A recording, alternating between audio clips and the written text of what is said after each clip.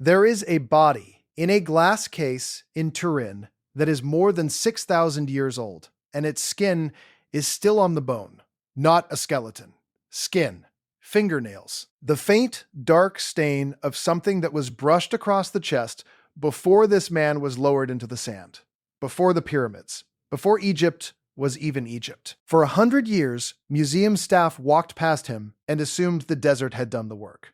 Dry heat, dry sand, a lucky corpse. Then, a chemist scraped a few fibers off his wrappings, ran them through a machine, and found something that should not have been there. Pine resin, aromatic plant extract, petroleum, animal fat, a recipe. Someone had mixed a preservation compound and coated this man on purpose 1,500 years before the first pharaoh was ever wrapped. And here is the part that turns your stomach when you understand it fully. Whoever made that recipe never wrote it down. Not once. In 3,000 years of Egyptian civilization, a culture that carved its grocery lists into stone and covered entire tombs floor to ceiling in text, the single most important craft they possessed, the method used to make a pharaoh immortal, appears in almost no surviving document anywhere. It was deliberately kept out of writing. And that silence is not an accident. It is the whole story. Because the men who did this work guarded the method the way a state guards a weapon. They passed it mouth to mouth, hand to hand, father to son, inside sealed rooms that no outsider was ever allowed to enter. And when the last of them died, the exact formula died with them. What we call the lost art of mummification is not lost the way a city is lost. It was erased. Somebody made sure of it. Today, we are going to reconstruct that erased ritual. We are going to walk into the sealed room where it happened. We are going to decode 3 specific clues the embalmers left behind almost by mistake, and each one is stranger than the last. One of them involves a red cloth and a face. One of them involves a substance that traveled halfway around the known world to end up smeared on a corpse in the desert. And the third one, the one that survived only because a single fragile scroll got cut in half and sold to 2 different museums, is the closest thing we will ever have to the actual handbook. By the end of this, you are going to understand not just how they did it, but why they were so terrified of anyone else finding out. Let me show you the room first. For most of the modern age, we had almost nothing. Ancient Egypt gives up its secrets easily. Their walls scream information. We know what they ate, who they married, how much they paid for a donkey, which official cheated on his taxes in the year 1300 BC. But when it came to the embalming table, the record goes dark. As one archaeologist from Munich put it, there is almost no textual evidence at all. How the substances were mixed, how they were named, how the process actually worked. None of it was written down in any complete form. For a civilization this obsessed with recording everything, that is not forgetfulness. That is a wall built on purpose. The reason is simple, and it is chilling. Embalming was not a job. It was a priesthood. The men who did it were considered to be working directly on the border between the living and the dead, standing in for the god Anubis himself, the jackal who guided souls into the afterlife. The knowledge was sacred. Sacred meant secret, and secret, in practical terms, meant you did not write it down where a rival priesthood, a foreign scribe, or an ordinary Egyptian could ever get their hands on it. The method was transmitted by oral tradition, whispered from one master embalmer to his chosen apprentice, generation after generation, for 3,000 years. No manual, no blueprint, just breath and memory. Which means every time a lineage of embalmers was wiped out by war, by plague, by conquest, a piece of the method vanished permanently. And when Egypt finally fell, when the temples were closed and the old priesthoods were scattered, the chain snapped for the last time. The people who knew the formula simply stopped existing, and they took it with them into the ground they had spent their lives preparing. So everything we now know, we had to claw back out of the evidence itself, out of the bodies, out of the jars, out of one torn scroll. And what we clawed back is far more disturbing than the myth ever was. Here is where it gets strange. Start with what everyone half remembers. The 70 days, the bandages, the organs in jars. That much survived because outsiders described it from the outside. Most famously, a Greek traveler named Herodotus, who wrote it all down in the 5th century BC, like a tourist scribbling notes. He got the shape of it right. The body was opened, the organs were removed. Everything was packed in a salt called natron and left to dry for weeks. Then it was wrapped. The whole thing took about 70 days, and it was priced like a menu. Cheap version, middle version, and the version reserved for kings and the very rich. He even recorded the price tiers, and they tell you exactly how ruthless a business this was. There was the top method, the one reserved for royalty and the immensely wealthy, where the brain was drawn out through the nose with a hooked iron tool and the body cavity was cleaned with palm wine and packed with rare spices. There was a middle method, cheaper, faster, where instead of cutting the body open, the embalmers injected cedar oil to dissolve the insides and simply drain them out. And there was a bottom method for the poor, barely more than a rinse and a salting. Immortality had a menu. What you could afford in life determined how completely you survived death. And the very best version, the full ritual with the imported resins and the endless anointing, was locked away at a price only kings could pay. But here is the thing. Herodotus was a foreigner standing at the very edge of a process he was never allowed inside. He described the packaging, he described the prices. He never saw the recipe. He recorded that they used oils and spices, but not which ones, not in what amounts, not in what order, not why. The outsider got the outline. The recipe is the part they protected, and the recipe is the part that made it work. That salt, natron, is the first clue, and for a long time, everyone assumed it was the whole trick. Natron is not table salt. It is a strange, naturally occurring mixture of sodium carbonate and sodium bicarbonate, with traces of ordinary salt and sulfate mixed in. And it was harvested from the crust of a dry lake bed in a valley northwest of Cairo that the Egyptians treated as holy ground. That valley still carries the name today, Wadi Natron, the Valley of Natron. The Egyptians did not stumble onto this material. They mined a specific mineral from a specific sacred place because they had learned, body after body, that this exact compound did something nothing else could. Pack a corpse in it, and it does something almost violent.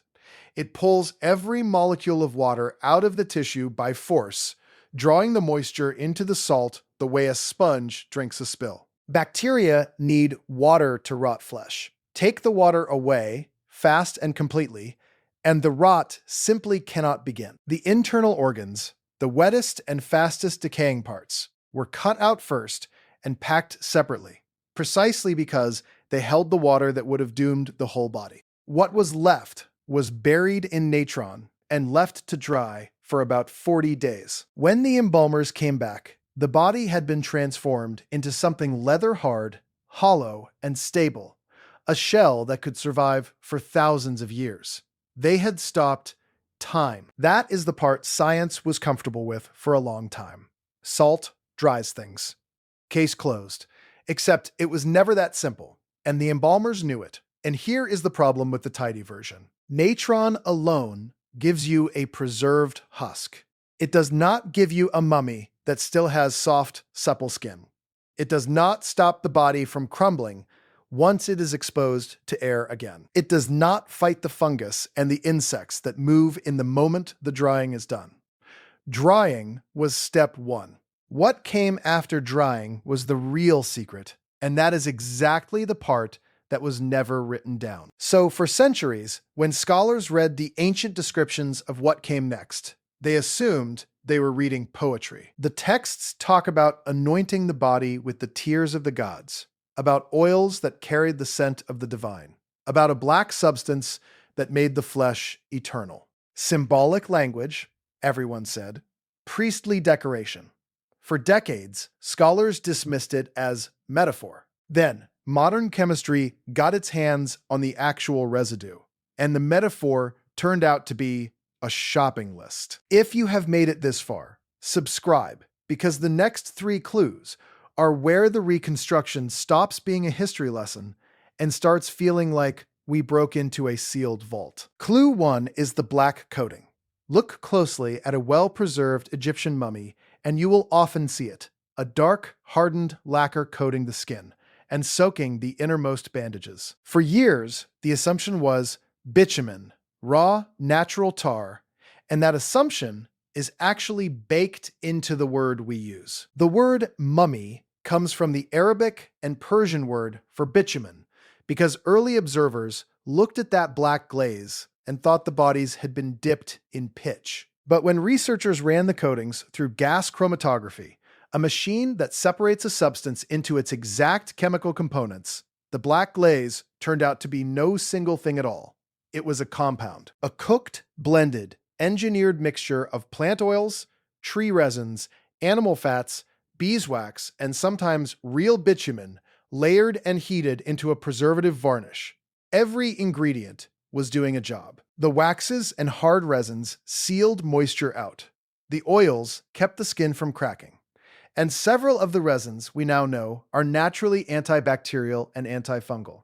They stop decay at the microbial level. Sit with that for a second. These men had no concept of bacteria, no microscope, no germ theory.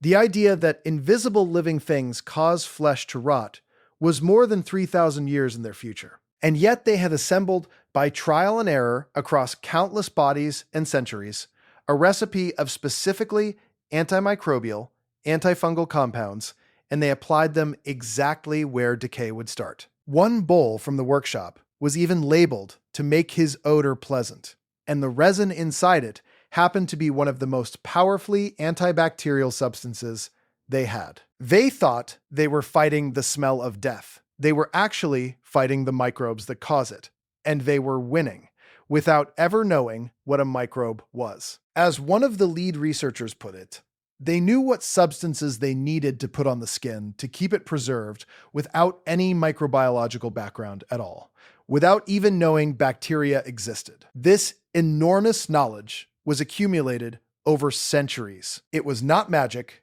it was chemistry, memorized and guarded, and never explained on paper. And because it was never explained on paper, we spent the entire modern era misunderstanding what we were even looking at. We named the whole practice after a mistake. We called them mummies because we thought they were dipped in tar, and the real formula was hiding in plain sight the entire time, black and gleaming on the skin, waiting for a machine that could finally read it. But that only tells us what was in the black coating. It does not tell us where it came from. And where it came from is the second clue, and it is the one that genuinely does not make sense until it suddenly does. For that, we have to go into the room, the actual room. In 2016, south of Cairo, at the vast burial ground of Saqqara, in the shadow of the oldest pyramids on Earth, archaeologists dug down through a shaft more than 40 feet deep and broke into a chamber that had been sealed for around 2,500 years. The air down there had not moved since before Rome existed. And it was not a tomb. It was a workshop. An embalming workshop, one of the only ones ever found intact. An underground facility where bodies were physically prepared for the afterlife. Almost a production line for the dead. A body could begin the process near the surface and end up buried in the chambers directly below. One researcher called it a proto-industrial mummification complex. This was not a mystical altar. It was a factory for eternity. And scattered through it were dozens of ceramic cups and bowls and jars, the actual working equipment of the embalmers, still sitting exactly where they had been set down 25 centuries ago, as if the last worker had just stepped out. Here is the detail that changes everything. Many of those vessels were labeled. Written right on the outside were instructions. to be put on his head to make his odor pleasant. Directions for treating the liver, the stomach, the wrappings, the skin. These were not sacred texts meant for a temple wall. These were working notes, the equivalent of masking tape labels on jars in a lab. Never meant to survive, never meant to be read by us. And because they survived, for the first time in history, researchers could match a named substance to an exact step in the process. An international team analyzed the residue left inside 31 of those vessels and published the results in the journal Nature in 2023. And what they found rewrote the map of the ancient world. Some of the ingredients were local or regional. Cedar oil, likely from Lebanon, bitumen from the Dead Sea, pistachio resin, and juniper from around the Mediterranean. Fine. Expected. But two of the substances were not supposed to be there at all. One was a resin called elemi. The other was a resin called damar. And damar does not grow in Egypt. It does not grow in the Mediterranean. It does not grow anywhere in Africa. The damar tree grows in the tropical rainforests of Southeast Asia, southern India, Sri Lanka, Indonesia, thousands of kilometers away, across oceans, across a distance that, in the ancient world, represented the very edge of the reachable world. Somebody was importing rainforest resin from the far side of Asia, in bulk, specifically to smear on the bodies of the Egyptian dead. Think about the machine that requires. To get damar into that jar in that workshop, you need a trade network stretching from an Indonesian jungle all the way to a burial pit outside Cairo. You need someone in a rainforest tapping a tree. You need that resin carried to a coast, loaded onto a boat, moved through a chain of ports and traders and languages and currencies, across the Indian Ocean, up through the Red Sea, or overland through Arabia, and finally into the hands of an Egyptian priest who knew exactly what to do with it. Every link in that chain had to hold reliably for years, or the supply dried up. This was happening nearly 3,000 years ago, at a time when most of the world had no idea the far side of Asia even existed. As the researchers put it, almost everything the embalmers needed came from outside Egypt, and you needed a lot of it, not a few grams. Enough to preserve a steady stream of the dead, year after year. The pursuit of immortality was quietly powering one of the earliest global supply chains on Earth. The embalmers were not just priests. They were the customers at the end of a trade route that touched 3 continents, and most of the world had no idea it existed. And this is where the erasure starts to feel deliberate rather than accidental.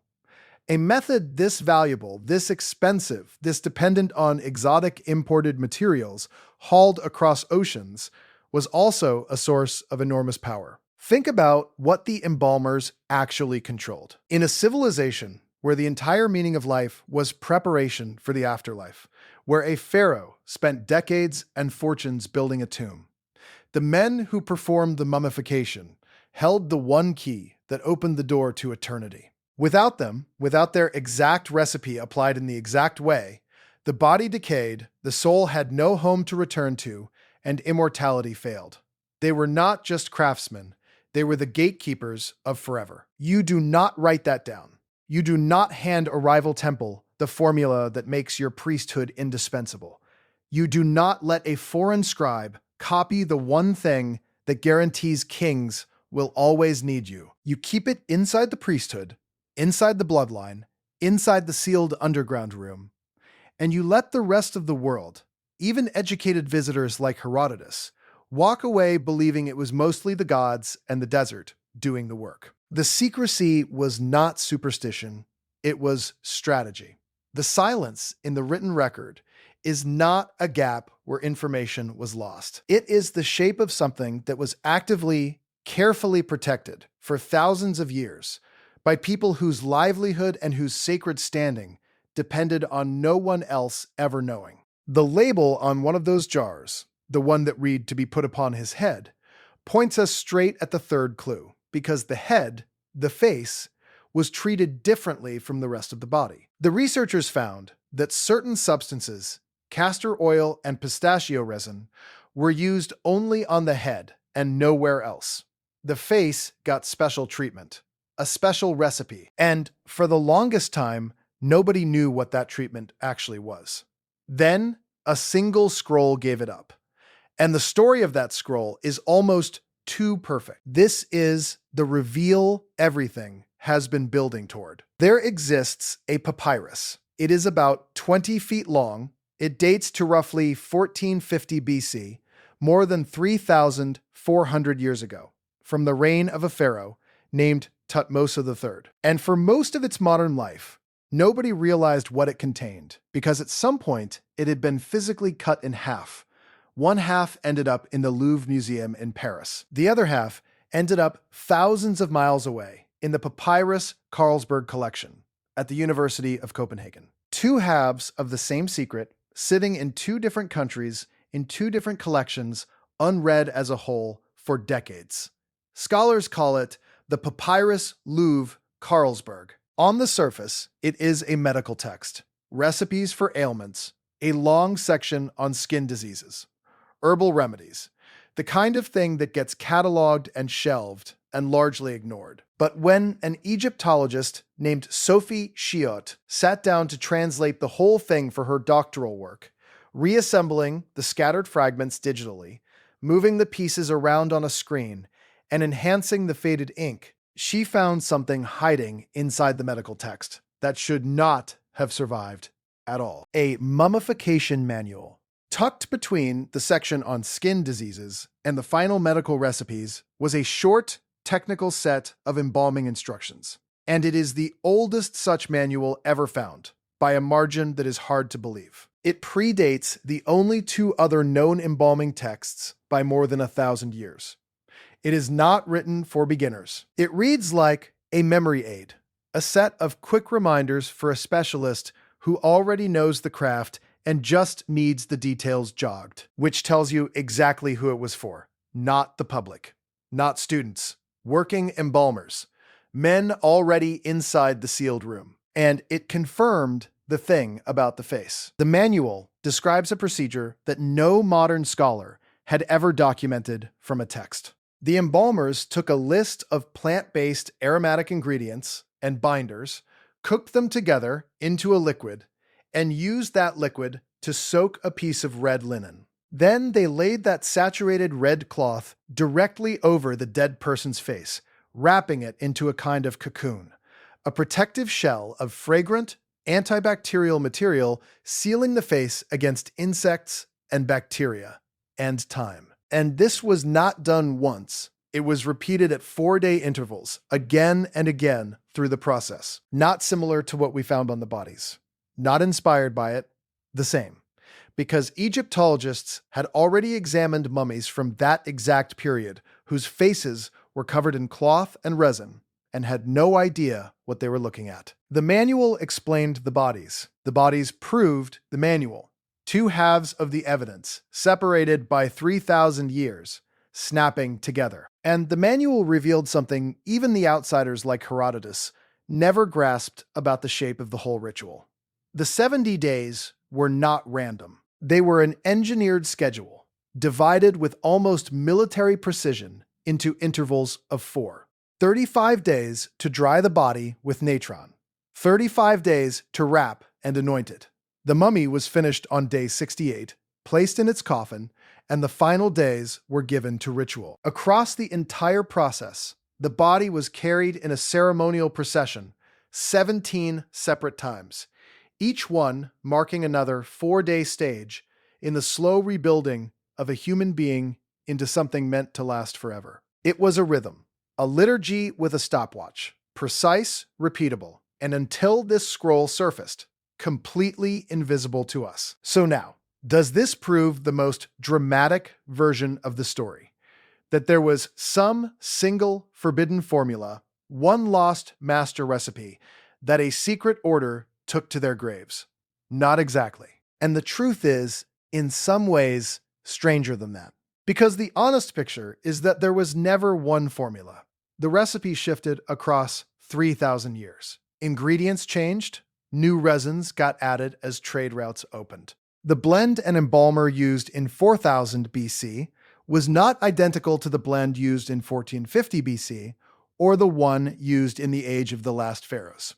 This was not a single secret. It was a living tradition, constantly refined, an accumulating body of chemical knowledge, handed down and improved across 100 generations of specialists who never once compiled it into a book. And that, if anything, makes the loss worse.